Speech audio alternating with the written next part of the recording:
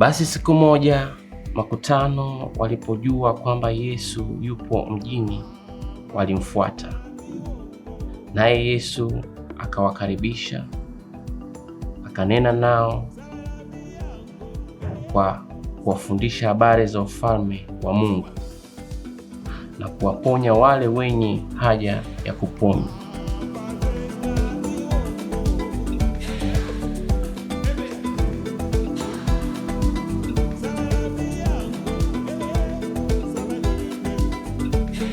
Na jua likaanza kushuka, wanafunzi wa Yesu wakamwendea na kumwambia, uwaage makutano ili waende katika vijiji na mashamba, angaa wapate mahali pa kulala na vyakula, maana hapa tulipo ni nyika.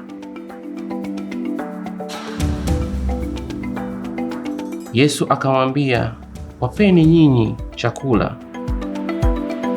Wakasema, hatuna kitu zaidi ya mikate 5 na samaki 2. Lakini hii itawatosha kweli? Labda tuende tukawanunulie mingine zaidi. Kwa kuwa watu waliokuwapo walipata kama takriban 5,000. Yesu akawaambia wanafunzi wake, wakitisheni watu kwa safu, kila safu watu 50.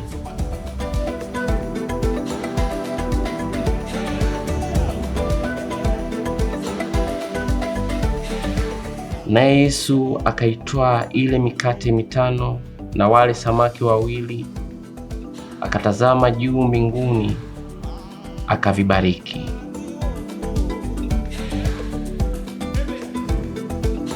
Tena akawapa wanafunzi wake ili wagawiwe makutano.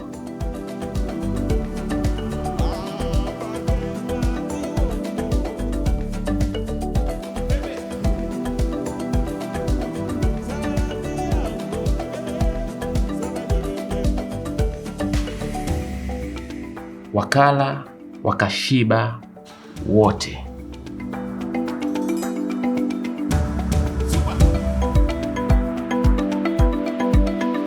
Wale wanafunzi wakakusanya vipande vilivyobaki na wakapata vikapu 12.